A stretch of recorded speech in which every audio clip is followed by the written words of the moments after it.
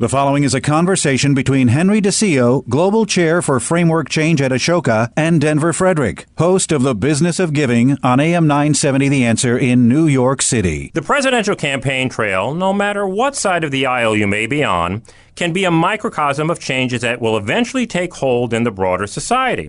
For instance, rapid response to events, never letting a news cycle pass without responding to a charge, started with political campaigns and is now embedded in the DNA of most every corporation and organization.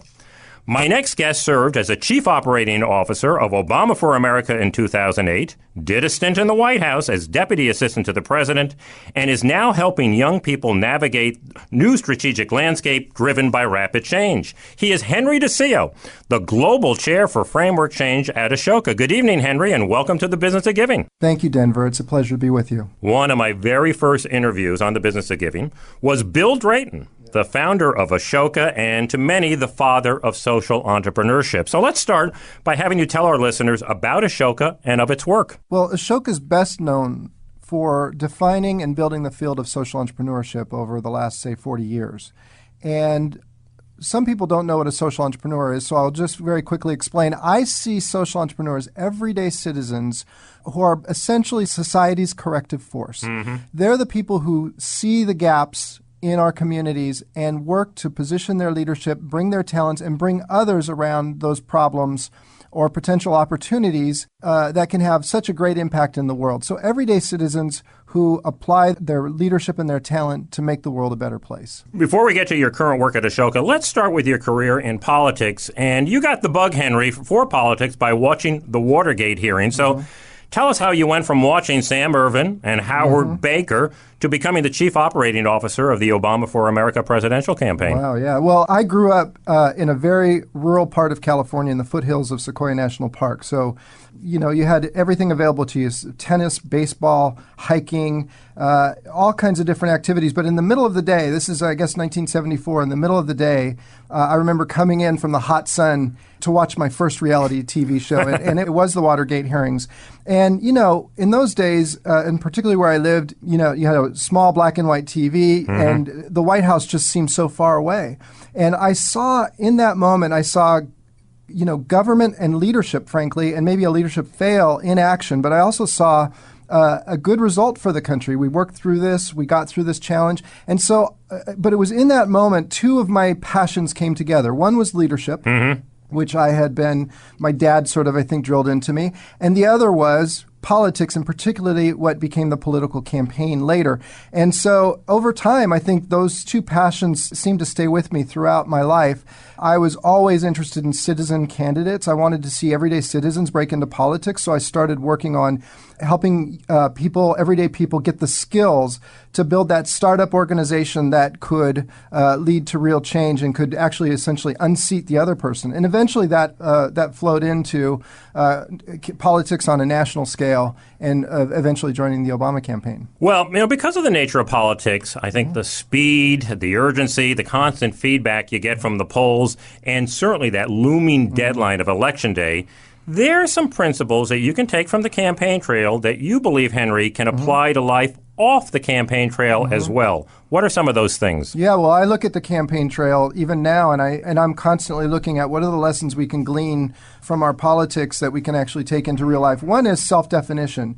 If you're a candidate and you can't define yourself, you will be defined by the other person. So a golden rule, obviously, is define thyself lest you be defined. The second thing is, I think, positioning your leadership. Once you define yourself, making sure that you're positioning yourself for the greatest impact. And on the campaign trail, you position yourself, you take a stand based on issues. It's the people you stand with.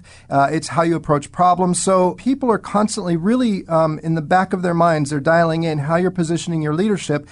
And does your deed match your creed? Are you actually doing what you say?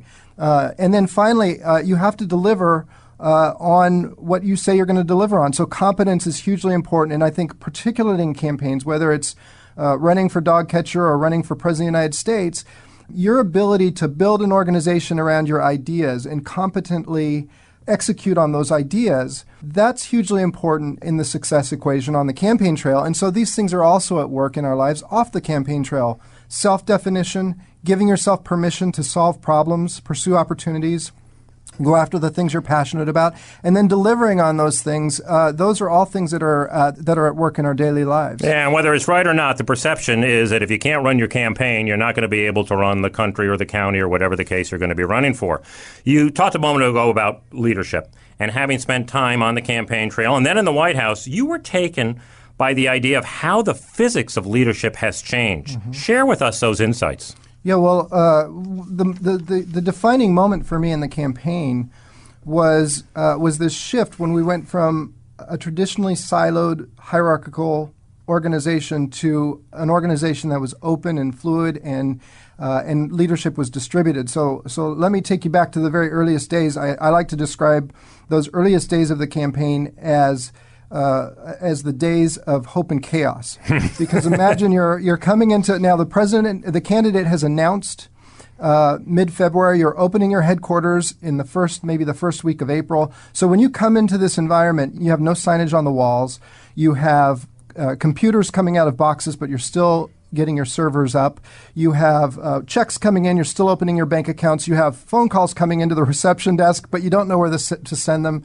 You have this very blank environment. You don't even have an employer manual or employee manual. So there's no rules, no norms, no culture, and you're bringing this community together from scratch, and you're building the airplane in mid-flight.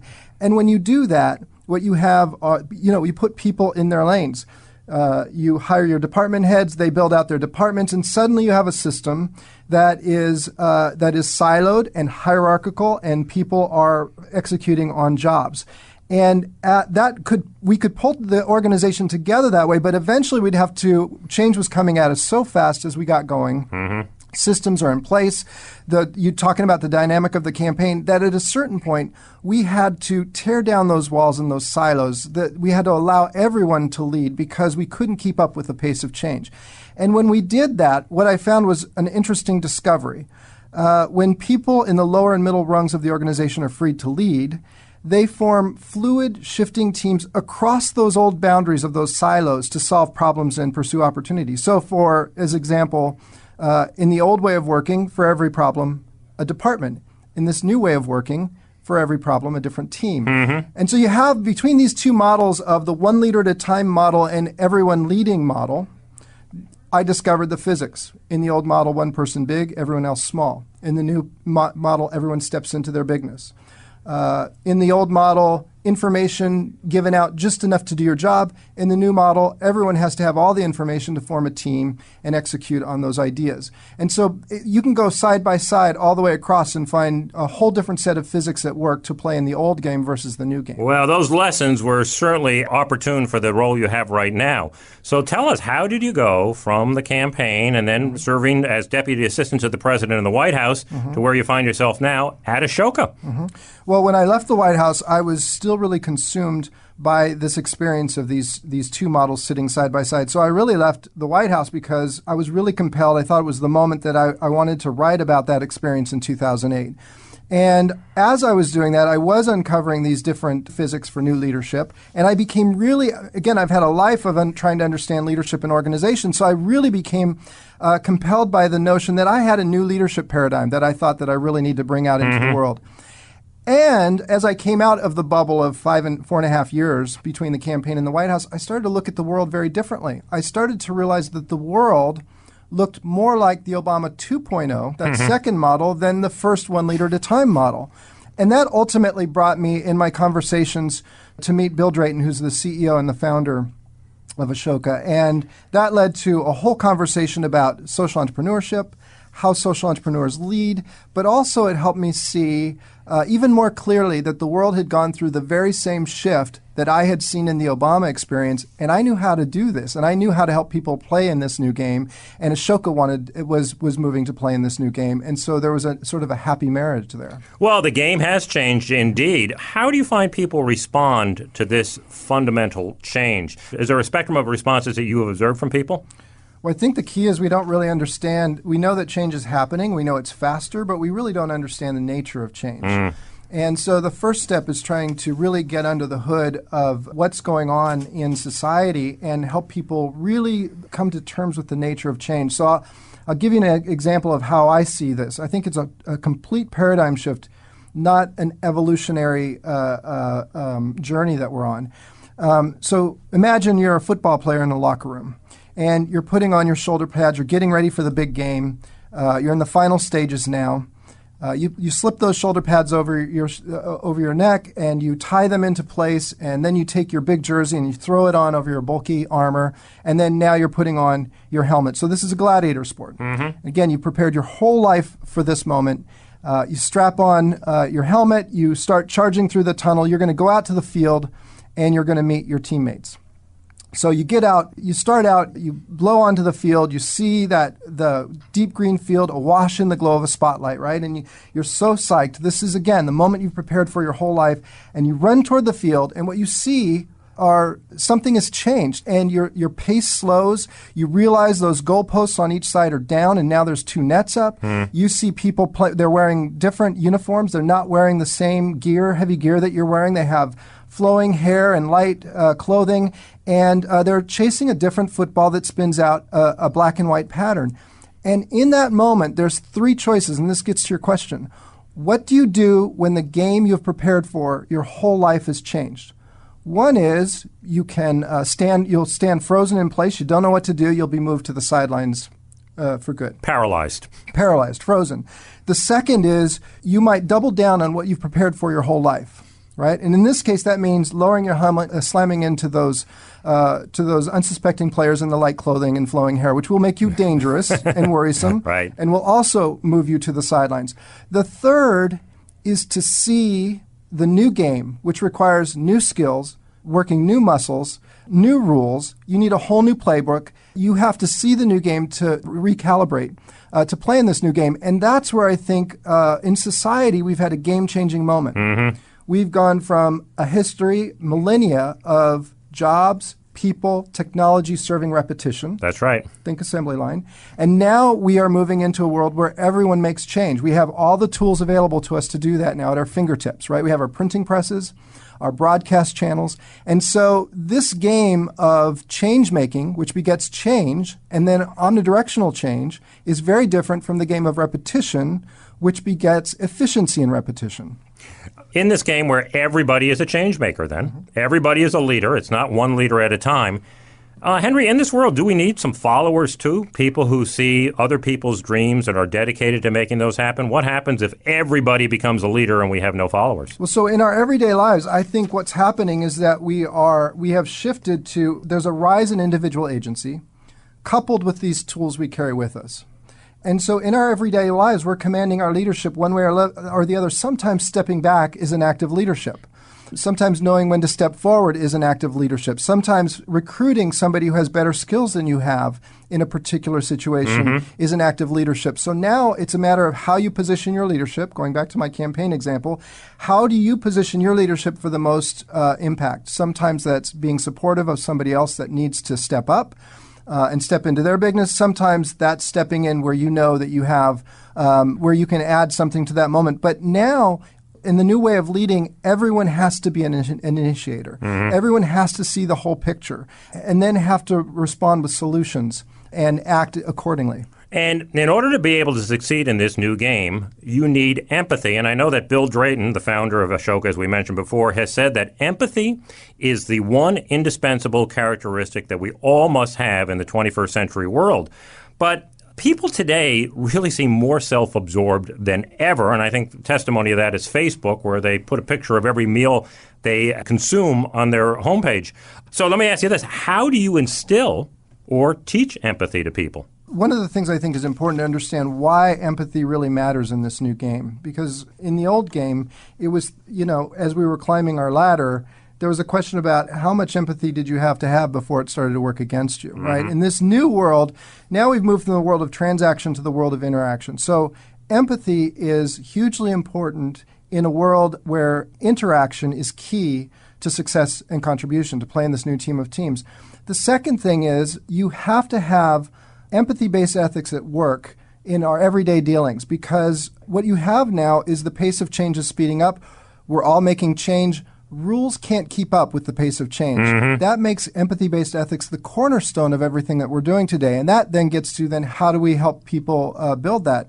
And I think it's just as simple as understanding that it's important in this new game, and that every interaction we have with a young person in our lives is helping, should go toward helping them build that empathy chip, that empathy muscle. And so there are very small things that you can do. It might be helping your child who's 5 or 6 walk in someone else's shoes, understand how what they might have said might hurt someone else's feelings. As you get older, it might be leaving your zip code and going out of your neighborhood and having some kind of an experience where you're understanding what's going on in the world outside of your own. There's so many small interventions you can do. It's literally just a matter of awareness. Mm-hmm. And along with empathy is collaboration. And I know that you believe that it's critical that young teens have a truly collaborative experience by the time they're 15. What does Ashoka do along these lines to make that happen? Sure. And this again goes back to a really critical point. Again, I'll just take you back to the Obama campaign.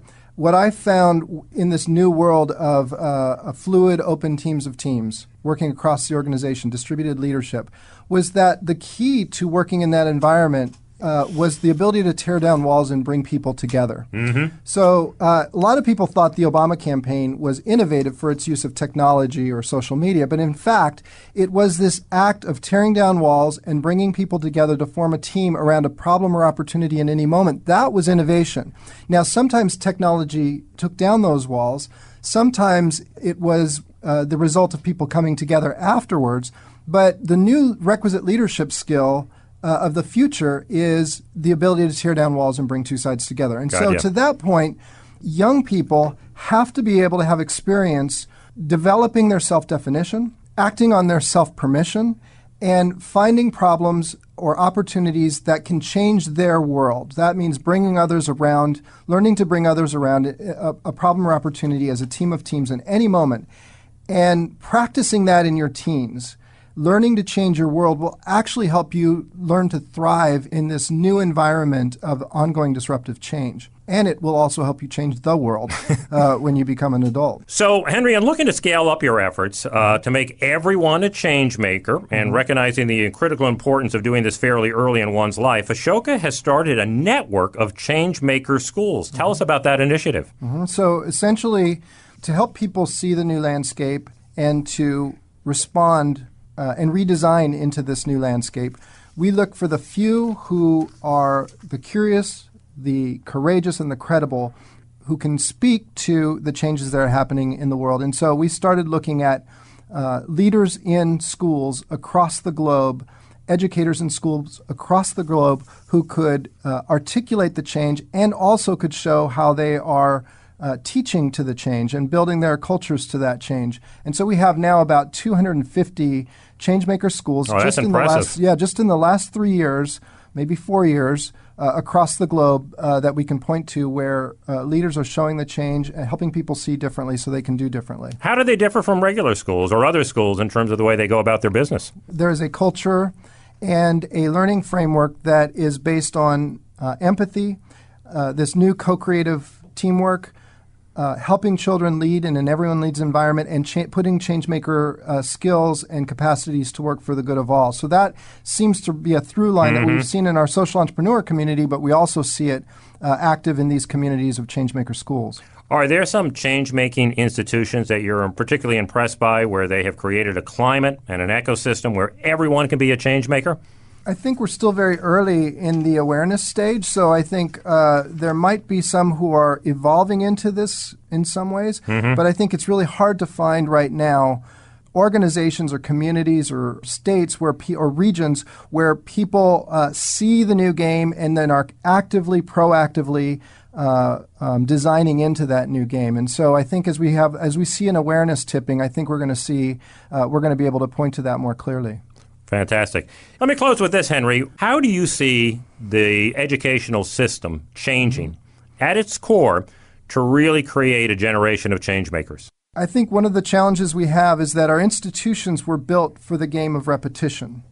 And all of our jobs and human capital and technology was built to serve repetition. We're moving into a world of change and change-making, which is a whole new game. It's going to require rethinking, reimagining the youth experience, not just in our schools, but the whole growing up. And I think of the Global Youth Apprenticeship, the new Global Youth Apprenticeship, as children mastering empathy in their childhood, preteens stepping into their self-definition and adults helping preteens learn around their passion. And then in our teens, young people moving into their teens, helping them to practice change-making, forming a team around any problem or opportunity.